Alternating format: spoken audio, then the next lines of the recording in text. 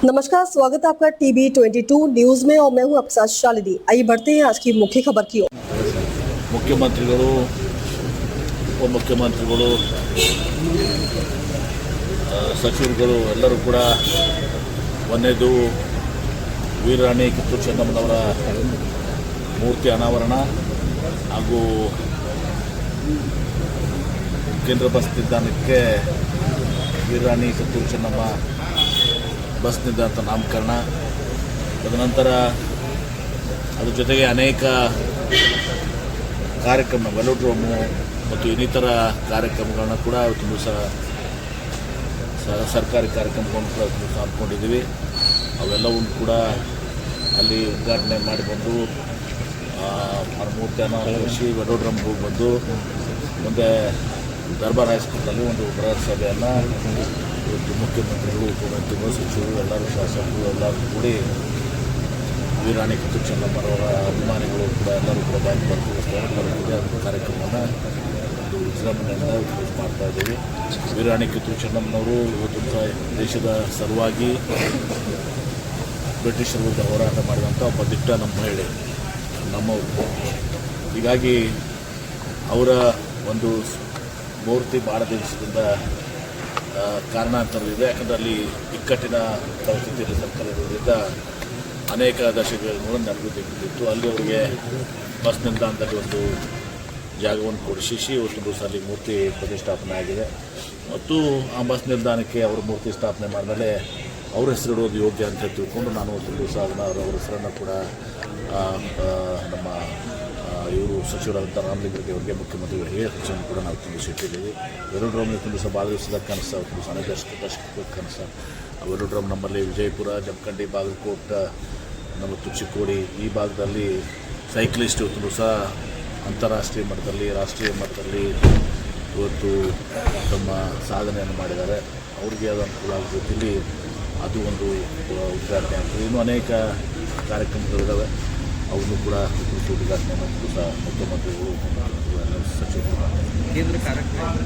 ಕೇಂದ್ರ ಕಾರಾಗೃಹಕ್ಕೆ ಇನ್ನೊಂದು ಸ್ವಲ್ಪ ಕೆಲಸ ಇದೆ, ಅದಕ್ಕೆ ಅದನ್ನು ಪ್ರೊಸೆಸ್ ಮಾಡಿದ್ದೀವಿ. ಒಂದು ಇಂಟೀರಿಯರ್ಸ್ಗೆ ಸ್ವಲ್ಪ ಇದೆ, ಒಂದು CC ಕ್ಯಾಮ್ರಾದ ಕೆಲಸ ಇದೆ.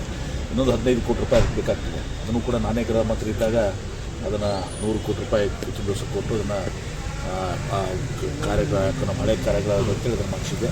ಇನ್ನೊಂದು 15 ಕೋಟಿ ಅನುದಾನ ಬೇಕಾಗಿದೆ, ಅದನ್ನು ಪ್ರೊಸೆಸ್ ಮಾಡ್ತಾಯಿದ್ದೀವಿ.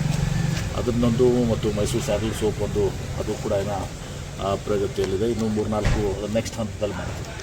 ಈಗ ಪಂಚಮಸಾಲಿ ಸಮಾಜದ ಮುಖಾಂತರ ಒಂದಷ್ಟು ವಿರೋಧ ವ್ಯಕ್ತಪಡಿಸಿದ್ದಾರೆ. ಸಿದ್ದರಾಮಯ್ಯ ಮುಗಿದೋದ ಕತೆ. ಎಲ್ಲರೂ ಈಗ ಕೂಡಲ ಸಂಗಮ ಸ್ವಾಮಿಗಳು ಈಗಾಗಲೇ ಈಗ ಒಂದು ಸ್ಟೇಟ್ಮೆಂಟ್ ಮಾಡಿದ್ದಾರೆ. ಎಲ್ಲರೂ ಕೂಡಿ ಅದರಲ್ಲಿ ಯಾವುದೂ ಕೂಡ ಅದಕ್ಕೆ ಹೋರಾಟಕ್ಕೆ ಇದಕ್ಕೆ ಸಂಬಂಧ ಇಲ್ಲ. ಇವತ್ತು ಅವರ 2A ಹೋರಾಟ, ಇವತ್ತು ರಾಣಿ ಚೆನ್ನಮ್ಮನವರು ದೇಶದ ಆಸ್ತಿ. ಅದು ಯಾವುದೇ ಒಬ್ಬ ಸಮಾಜದಲ್ಲಿ ಹುಟ್ಟಿರ್ಬೋದು, ಹೆಮ್ಮೆ ಇರಬೇಕು ಆ ಸಮಾಜಕ್ಕೆ. ನಮ್ಮ ಸಮಾಜದಲ್ಲಿ ಹುಟ್ಟಿದಾರಂತ ಹೆಮ್ಮೆ ಇದೆ ಇವತ್ತು ದಿವಸ ಅವರಿಗೆ. ಆದರೆ ಈ ವಿಚಾರದಲ್ಲಿ ಇವತ್ತು ದಿವಸ ಅದ್ಯಾವುದೂ ಕೂಡ ಇಲ್ಲಿ ಪ್ರಶ್ನೆ ಬರೋದಲ್ಲ. ಯಾಕಂದರೆ ವೀರರಾಣಿ ಕಿತ್ತೂರು ಚೆನ್ನಮ್ಮನವರು ದೇಶದ ಆಸ್ತಿ, ದೇಶದ ಸ್ವತಂತ್ರ ಸಲ ಹೋರಾಟ ಮಾಡಿದಂಥ, ನಮ್ಮ ಕನ್ನಡ ನೆಲದಲ್ಲಿ ಜನಿಸಿದಂಥ ಇವತ್ತು ಒಬ್ಬ ಶ್ರೇಷ್ಠ ಹೋರಾಟಗಾರ್ತಿ, ಶ್ರೇಷ್ಠ ಮಹಿಳೆ. ಹೀಗಾಗಿ ಅದು ಯಾವುದೂ ಕೂಡ ಗೊಂದಲ ಇಲ್ಲ. ಚೆನ್ನಮ್ಮನವರು ಜಂಬಿಗೆಯಲ್ಲಿ ಹುಟ್ಟಿದ್ದು ಅವ್ರ ತಾಯಿ ಸರ್ಕಾರದಿಂದ ಇದಾಗುತ್ತೆ. ಅವರು ಕೂಡ ಎಲ್ಲನೂ ಕೂಡ ಮಾಡ್ತಾ ಇದ್ದಾರೆ, ಅವ್ರು ಭಾಗವಹಿಸ್ತಾ ಇದ್ದಾರೆ. ನಾವು ದೇಶಮುಖ್ ಫ್ಯಾಮಿಲಿನೂ ಕೂಡ ಇವತ್ತು ಎಲ್ಲ ಮಾಡಿದ್ರೆ ಎಲ್ಲರೂ ಕೂಡಿ ಮಾಡ್ತಾ ಇರ್ತಾರೆ. ಇದರಲ್ಲೇನು ಯಾವುದೇ ಗೊಂದಲಗಳು ಇಲ್ಲ. Thank you sir. ಅದೀಗ ಇವತ್ತು ಅದನ್ನು ಸನ್ಮಾನ ಮಾಡಿದ್ದಾರೆ. ಇವತ್ತು ದಿವಸ ದೇವರಾಜ ಅರಸು ಅವರು ಒಬ್ಬ ಹಿಂದುಳಿದ ನಾಯಕರು, ಶ್ರೇಷ್ಠ ನಾಯಕರು. ದೇವರಾಜ ಅರಸು ಅವರು ಈ ನಾಡಿಗೆ ಸೇವೆಯನ್ನು ಮಾಡಿದಂಥವರು, ನಮ್ಮೆಲ್ಲರ ಹೆಮ್ಮೆಯ ನಾಯಕರು. ಹೊತ್ತು ಅದೇ ರೀತಿ ಸಿದ್ದರಾಮಯ್ಯನವರು ಇವತ್ತು ಅವ್ರಿಗೆ ಸರಿಸಮಾನವಾಗಿ ಇವತ್ತು ದಿವಸ ಅದಕ್ಕೆ ನಾಳೆ ಅದನ್ನು ಅವರು ಕೂಡ ಮೀರಿಸ್ತಾರೆ. ಅವ್ರದ್ದು ಒಂದು ವ್ಯಕ್ತಿತ್ವ, ಇವ್ರದ್ದು ಒಂದು ವ್ಯಕ್ತಿತ್ವ, ವಿಭಿನ್ನವಾದಂಥ ವ್ಯಕ್ತಿತ್ವ. ಸಿದ್ದರಾಮಯ್ಯನವರು ಕೂಡ ಒಂದು ಸೈದ್ಧಾಂತಿಕ ಹೋರಾಟವನ್ನು ಮಾಡ್ಕೊಂಬಂದಂಥವ್ರು. ಇವತ್ತು ಕೃಷಿಕರಾಗಿ ಜನಿಸಿ ಇವತ್ತು ಭಾಳಷ್ಟು ಹಿಂದುಳಿದ, ಅಲ್ಪಸಂಖ್ಯಾತ, ದಲಿತರು, ಬಡವರ ಬಗ್ಗೆ ಮತ್ತು ರೈತರ ಬಗ್ಗೆ ಒಂದು ಅಪಾರವಾದಂಥ ಕಾಳಜಿಯನ್ನು, ಬದ್ಧತೆಯನ್ನು ಹೊಂದಿದಂಥ ಒಬ್ಬ ಸಮಾಜವಾದಿ ಹಿನ್ನೆಲೆಯಿಂದ ಬಂದಂಥ ನಾಯಕರು. ಅವರು ನಮ್ಮ ಕಾಂಗ್ರೆಸ್ ಪಕ್ಷಕ್ಕೆ ಬಂದರೆ ನಮ್ಮ ಕಾಂಗ್ರೆಸ್ ಪಕ್ಷ ಅವ್ರನ್ನ ಗುರುತಿಸಿ 2 ಬಾರಿ ಅವ್ರನ್ನ ಮುಖ್ಯಮಂತ್ರಿಯಾಗಿ ಶ್ರೀಮತಿ ಸೋನಿಯಾ ಗಾಂಧಿಯವರು, ರಾಹುಲ್ ಗಾಂಧಿಯವರು, ಮಲ್ಲಿಕಾರ್ಜುನ ಖರ್ಗೆ ಅವರು ಮಾಡಿದ್ದಾರೆ. ಅವರು ಕೂಡ ಅನೇಕ ಯೋಜನೆಗಳನ್ನ ಇವತ್ತು ದಿವಸ ನಮ್ಮ ರಾಜ್ಯದಲ್ಲಿ ವಿಶೇಷವಾಗಿ ಅನ್ನಭಾಗ್ಯ, ಹಸಿದವರಿಗೆ ಯಾರೂ ಕೂಡ ಹಸಿದು ಹೊಟ್ಟೆಲಿ ಮಲಗಬಾರ್ದು ಅಂತೇಳಿ ಅನ್ನಭಾಗ್ಯ ಯೋಜನೆಯನ್ನು, ಕ್ಷೀರಭಾಗ್ಯ, ಕೃಷಿ ಭಾಗ್ಯ, ಈಗ ಪಂಚ ಗ್ಯಾರಂಟಿಗಳನ್ನು ಮಾಡೋ ಮೂಲಕ ಇವತ್ತು ಒಂದು ಮತ್ತು ಹಣಕಾಸಿನ ಸಚಿವರಾಗಿ ಸುಮಾರು 14 ಬಜೆಟ್ಗಳನ್ನ ಇವತ್ತು ಮಾಡಿ ದಾಖಲೆಯನ್ನು ನಿರ್ಮಿಸಿದ್ದಾರೆ. ಅವ್ರಿಗಿಂತ ಒಂದು ದಿನ ಅವತ್ತು ಹೆಚ್ಚಿಗೆ ಆಗ್ತದೆ. ಆ ಒಂದು ದಾಖಲೆ ನಮ್ಮೆಲ್ಲರಿಗೂ ಕೂಡ ಹೆಮ್ಮೆ ಇರುವಂಥದ್ದು. ಇಬ್ಬರು ಶ್ರೇಷ್ಠ ನಾಯಕರು ದೇವರಾಜ್ ಅರಸು ಅವರು ಮತ್ತು ಸಿದ್ದರಾಮಯ್ಯ. ಸರಿ, 10 ಅಂಕಕ್ಕೆ ಎಷ್ಟು ಕೊಡ್ತೀವಿ ಅಂತ CM ಆಡಳಿತಕ್ಕೆ 10 ಅಂಕಗಳ ಪೈಕಿ ಎಷ್ಟು ಕೊಡ್ಬೋದು? 10ಕ್ಕೆ 11 ಕೂಡ ಬರ್ತೀವಿ, 11 ಕೊಡ್ತೀವಿ. ಸರ್, ಈಗ ಕೆಲವು ಆದರೆ BJP ಅವರು ಇದನ್ನು ವಿರೋಧ ಮಾಡ್ತಾ ಇದ್ದಾರೆ. ಏನು ಸಾಧನೆ ಏನು ಮಾಡೋಕ್ಕಾಗತ್ತೆ? 4 ವರ್ಷ ಏನು ಸಾಧನೆ ಮಾಡಿರೋರು? ಅವರು ಹೇಳಿ ನಾವು ಮುಖ್ಯಮಂತ್ರಿಗಳು 5 ವರ್ಷ ಪೂರೈಸಿ 2ನೇ ಅವಧಿಗೆ ಸಿದ್ದರಾಮಯ್ಯನೂ ನಡೆದಿದೆ. ಯಡಿಯೂರಪ್ಪನವರು ಒಂದೇ ಅವಧಿ ಮಾಡಕ್ಕೆ ಬಿಡಲಿಲ್ಲ ಅವ್ರನ್ನ.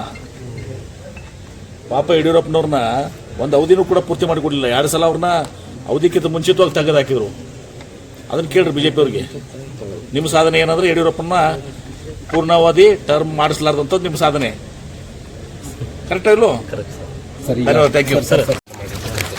ಅದನ್ನ ಮೇಲೆ 109 ಮರ್ಡರ್ ಕೇಸ್ ಚಾರ್ಜ್ ನೋಡಿ. ಈಗ ನಾನು ಭಾಳ ಸ್ಪಷ್ಟವಾಗಿ ಹೇಳಿದ್ದೆ, ನೀವು ಎಲ್ಲರೂ ಕೂಡ ಇದ್ದೀರಿ ಪ್ರೆಸ್ ಕಾನ್ಫರೆನ್ಸ್ನಲ್ಲಿ. ನಾನು ಸ್ಪಷ್ಟವಾಗಿಯೂ ಕೂಡ ಮುಖ್ಯಮಂತ್ರಿಗಳನ್ನ ಭೇಟಿ ಮಾಡಿಸಿ ಹೇಳಿದ್ದೆ. ಅವತ್ತು ನಾನು ಅದನ್ನು ಕೂಡ ಹೇಳಿದೆ, ಸ್ವಲ್ಪ ಮನೆಯಲ್ಲಿ ಕೂತ್ಕೊಂಡಿಸಿದಾಗ ಸ್ವಲ್ಪ ಮಾನವೀಯತೆ ಇದು ಮಾಡ್ಕೋಬೇಕು. ಆವಾಗ ನಮಗೆ PPP ಮೆಡಿಕಲ್ ಕಾಲೇಜ್ ಬೇಡ, ಸರ್ಕಾರಿ ಆಗಬೇಕು. ಆಯಿತು, CM ಅವರು ಹೇಳಿದ್ರು, ಆಯಿತು ಹಾಗೆ ಮಾಡೋಣ, ಸ್ವಲ್ಪ ತಡ ಆಗ್ತದಂತೆ ಮುಖ್ಯಮಂತ್ರಿಗಳು ಹೇಳಿದರು. ಅದಾದ್ಮೇಲೆ ಇವ್ರು ಅರ್ಥ ಮಾಡ್ಕೋಬೇಕಾಗಿತ್ತು. ಅದಾದಮೇಲೆ ನಾನು ಪತ್ರಿಕಾಗೋಷ್ಠಿ ಮಾಡಿ ಹೇಳಿದ್ದೀನಿ. ನಾನು ಪತ್ರಿಕಾಗೋಷ್ಠಿ ಮಾಡಿ ಸ್ಪಷ್ಟವಾಗಿ ಹೇಳಿದ್ದೀನಿ, ಏನೂ ಇದು ಬಿಡಲಾದೆ ಒಂದೊಂದು ಶಬ್ದವನ್ನು ಕೂಡ ನಾನು ಅವ್ರಿಗೆ ಇದು ಮಾಡುವಂತ ಹೇಳಿದ್ದೀನಿ. ಮತ್ತು ಹೀಗಾಗಿ ಮತ್ತೆ ಯಾಕೆ ಇವರು ಮುಂದುವರಿಸಿದಂಥದ್ದು? ಮತ್ತೊಮ್ಮೆ ಭೇಟಿ ಮಾಡಿಸ್ತೇನೆ ಅಂತ ಹೇಳಿ ಮತ್ತೊಮ್ಮೆ ಭೇಟಿ ಮಾಡ್ತೀನಿ ಅಂತ ಕೂಡ ಹೇಳಿದ್ದೀನಿ. 9ನೇ ತಾರೀಕಿಗೆ ಬರ್ತಾ ಇದ್ದಾರೆ, ಈಗ ಕೂಡ ಭೇಟಿ ಮಾಡ್ತೀನಿ ಅವ್ರಿಗೆ. ಹೀಗಾಗಿ ನಾವು ಎಲ್ಲ ನನ್ನಲ್ಲಿ ಸ್ಪಷ್ಟತೆ ಇದೆ. ಆದರೆ ಇದನ್ನ ಸ್ಪಷ್ಟತೆ ಇದ್ಕೊಂಡ್ಮೇಲೆ ಮಾಡಿದ್ರೆ ಮತ್ತೆ ಅದಕ್ಕೆ ನನಗೆ ಗೊತ್ತಾಗಲ್ಲ ಅವ್ರ ಉದ್ದೇಶ ಏನಿದೆ ಅಂತ ಗೊತ್ತಾಗಲ್ಲ. ಪ್ರಮುಖವಾಗಿ ಎಲ್ಲರೂ ಒಳಗಡೆನೆ ಹೋಗಿದ್ದಾರೆ. 6 ಜನ ಯಾರು ನನಗೆ ಗೊತ್ತಿಲ್ಲಪ್ಪ. ಅದು ಕಾನೂನುವಾಗಿ ಮತ್ತೆ ನೀವು ಪೊಲೀಸರಿಗೆ ಕಪಾಳ ಹೊಡೆದು ನಡೀತದ? ಪೊಲೀಸರು ಹತ್ತಿಕ್ಕುವಂತ ಪ್ರಯತ್ನ ಮಾಡಿ ಅದು ನನಗೆ ಗೊತ್ತಿಲ್ಲಪ್ಪ. ನನಗದು ಗೊತ್ತಿಲ್ಲ. ಆದ್ರೆ ಇಷ್ಟೇ, ನೀವು ಕೂಡ ಇದ್ದೀರಿ ಮಾಧ್ಯಮದವರು. ಈಗ ನಿಮ್ಗೆ ಯಾರ ಕಪಾಳಿಗೆ ಹೊಡೆದು ನಡೀತದ? ಸಮವಸ್ತ್ರ ಬಗ್ಗೆ ಇದ್ದವ್ರನ್ನ ಯಾರು ಮಾಡ್ತದ? ಸುಮ್ಮನೆ ಸ್ವಾಮೀಜಿನೇ ಇರಲಿ, ಯಾರೇ ಇರಲಿ, MB ಪಾಟೀಲ್ ಕಪಾಳಿಗೆ ಹೊಡೆದು ನಡೀತದ? ಅದು 10th ಯಾರು ಪೊಲೀಸ್ ಆಸ್ಪತ್ರೆ ಹೊಡೆದು ನಡೀತದ? ಅದೇನಾಗಿದೆ ನನಗೆ ಗೊತ್ತಿಲ್ಲ. ಅದು ಆ ವಿಚಾರದಲ್ಲಿ ಇವತ್ತು ಸಹ ಜಿಲ್ಲಾ ಅದು ಆಡಳಿತ ವಿಶೇಷ ಪೊಲೀಸ್ ವರಿಷ್ಠಾಧಿಕಾರಿಗಳು ಚರ್ಚೆ ಮಾಡಿ ಕಿತ್ತಿದ್ದಾರೆ ಸರ್. ಹೋರಾಟಗಾರರು ನೀವು ಹೇಳ್ತಿರಲ್ಲಪ್ಪ, ಇಷ್ಟೆಲ್ಲ ನಾನು ಹೇಳಿದ ಮೇಲೆ ಮತ್ತೆ ಅದನ್ನು ಹೇಳಿದ್ದೀನಿ. ಮೊನ್ನೆ ಮತ್ತೆ ಮುಖ್ಯಮಂತ್ರಿಗಳು ಕನಕಪುರ ಮೆಡಿಕಲ್ ಕಾಲೇಜ್ ಬಂದಾಗ ನಾವು ಮುಖ್ಯಮಂತ್ರಿಗಳು ನೆನಪು ಮಾಡ್ಕೊಟ್ಟಿದ್ದೀನಿ ಅಂತ ಕೂಡ ಹೇಳಿದ್ದೀನಿ. ಇಷ್ಟೆಲ್ಲ ಹೋರಾಟದ ಉದ್ದೇಶ ಏನು? ಹೋರಾಟ ಉದ್ದೇಶ ಏನು ಹೇಳಿ ನನಗೆ. ಅದಕ್ಕೆ ಮುಖ್ಯಮಂತ್ರಿಗಳು ಘೋಷಣೆ ಮಾಡಿಸ್ತೀನಿ ಅಂತ ನೀವು ಹೇಳಿದ್ರಿ. ಯಾರು ಮುಖ್ಯ? ಹಾಗೆ ಯಾವತ್ತು ನಾನು ಬಹಳ ಸ್ಪಷ್ಟವಾಗಿ ಹೇಳಿದ್ದೀನಿ, ರೈಟಿಂಗ್ ನಾಗ ಕೊಡ್ರಿ ಕ್ಯಾಬಿನೆಟ್ ಡಿಸಿಷನ್ ಇದು ಮಾಡ್ಲಿಕ್ಕೆ. ಯಾವ ಸರ್ಕಾರಗಳು, ನಮ್ಮ ಸರ್ಕಾರ ಬಿಡಿ ಬೇರೆ ಸರ್ಕಾರ ಇದ್ರೂ ಕೂಡ ಮಾಡೋಕ್ಕಾಗೋದಿಲ್ಲ.